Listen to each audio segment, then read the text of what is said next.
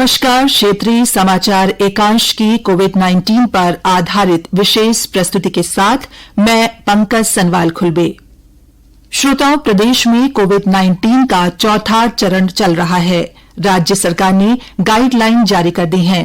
राहत वाली बात यह है कि रेड जोन में कोई जिला नहीं है। देहरादून, नैनीताल, अल्मोड़ा, उत्तरकाशी, पौड़ी और उधम सिंह नगर समेत 6 जिलों को ऑरेंज जोन में रखा गया है, जबकि शेष बचे 7 जिले हरिद्वार, चमोली, रुद्रप्रयाग, टिहरी, पिथौरागढ़, बागेश्वर और चंपावत को ग्रीन जोन में शामिल किया गया है।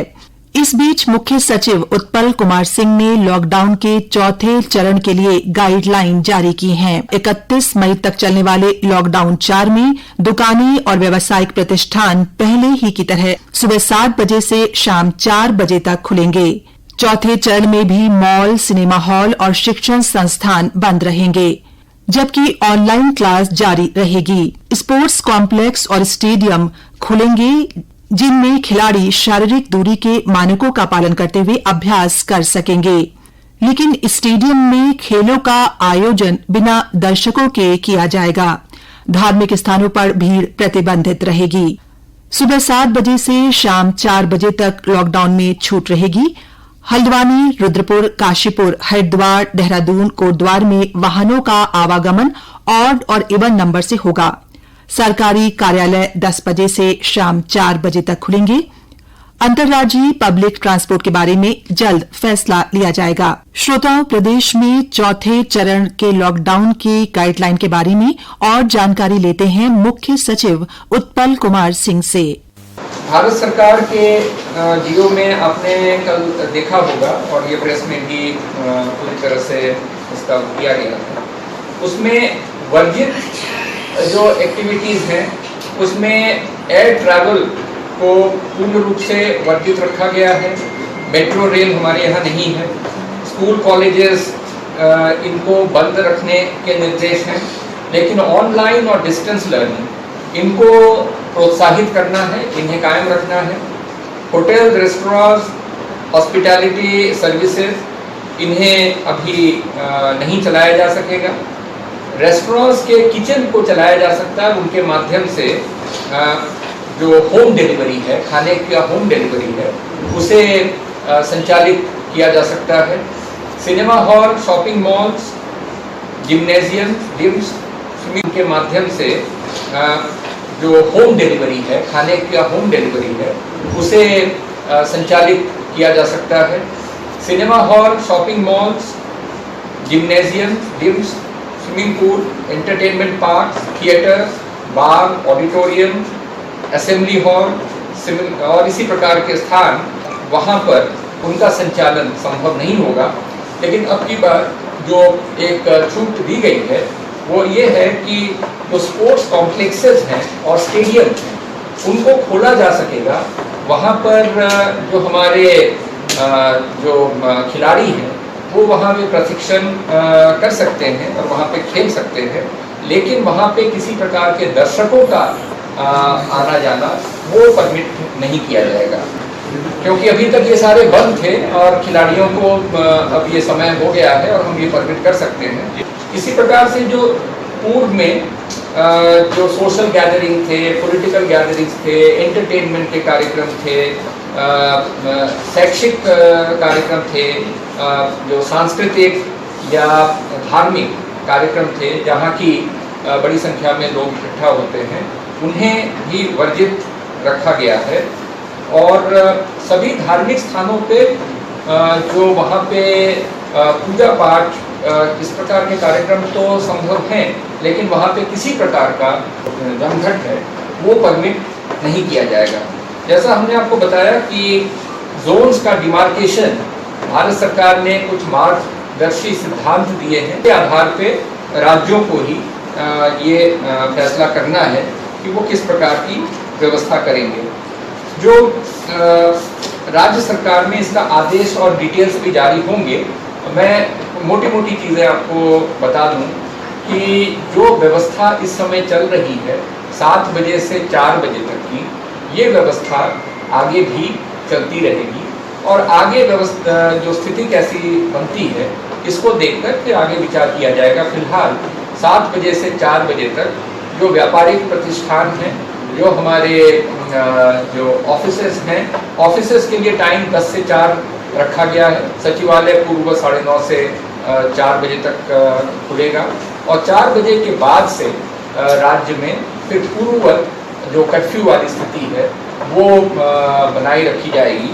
ये इसलिए भी आवश्यक है कि हाल के दिनों में कुछ संख्या हमारी बढ़ी है और इस समय उनके ऊपर नियंत्रण रखना आवश्यक है।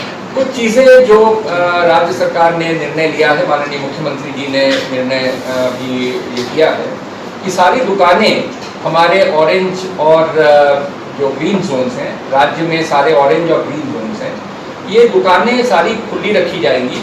जबकि हमने मैदानी क्षेत्रों में हमने ये कहा था कि जो गैर ज़रूरी नॉन एसेंशियल दुकानें हैं वो 50% खुलेंगी और ज़रूरी सामग्री बेचने वाली दुकानें वो हर रोज़ खुलेंगी। अब निर्णय लिया जा रहा है कि ऑरेंज और ग्रीन कैटेगरी के समस्त जिलों में दुकानें हर रोज़, सभी दुकानें हर रोज़ खुलेंगी। लेकिन कुछ शहर जहाँ की बड़ी संख्या में और जहाँ पे हमें और सतर्कता बरतनी चाहिए, तो इसमें माननीय मुख्यमंत्री जी ने ये निर्णय लिया है कि हल्द्वानी, रुद्रपुर, काशीपुर, हरिद्वार, देहरादून, कोटद्वार और रुड़की, इन शहरों में गाड़ियों का आवागमन वो ऑड इवन के बेसिस पे किया जाएगा। इसके संबंध में हम लोग विस्तार से आदेश जारी करेंगे। फिलहाल इतना बताना आवश्यक है कि ये जो 7 हमने अपने जो नगरीय क्षेत्र चुने हैं जहां बड़ी संख्या में लोग निवास करते हैं, दुकानें खुलेंगी लेकिन ऑड इवन के बेसिस पे गाड़ियों का वहां पर संचालन किया जाएगा। तो ये 7 जहां की हम ट्रैफिक में मतलब जो प्राइवेट वाहन लेकर चलते हैं तो वो ऑड इवन की व्यवस्था वहाँ पर करेंगे, आदेश किया जाएगा।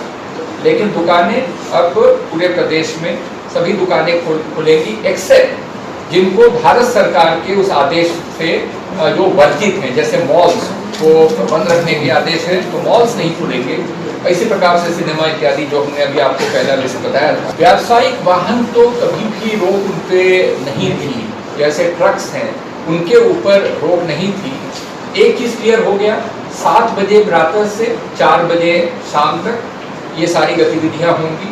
दफ्तर 10 बजे से 4 बजे तक खुलेंगे, दुकानें सभी खुलेंगी मॉल्स को छोड़कर।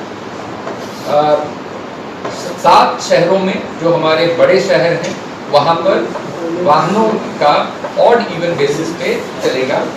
इंटर स्टेट वाहनों को हम नियंत्रण करेंगे। इंटर स्टेट में जो माइग्रेंट्स का, जो प्रवासी हमारे श्रमिक हैं, उनका मूवमेंट तो चलता रहेगा।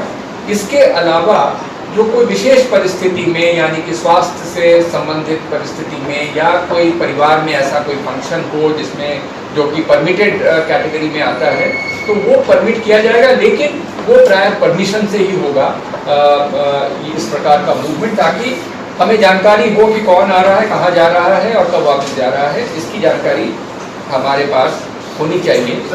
इंटरस्टेट पब्लिक ट्रांसपोर्ट भारत सरकार ने कहा है कि 2 राज्य आपसी सहमति से पब्लिक ट्रांसपोर्ट को चला सकते हैं, तो राज्य सरकार भी ये तय कर रही है। क्योंकि देखिए जैसे हमने अभी ऑरेंज ग्रीन तय किया है, वैसे ही प्रत्येक राज्य आज या कल में वो भी अपने रेड ऑरेंज ग्रीन जोन तय करेंगे। तो हमें ये देखना पड़ेगा कि हम किन जोन से आवागमन को परमिट करेंगे और किन जोन्स में हमें अभी भी प्रतिबंध रखना है।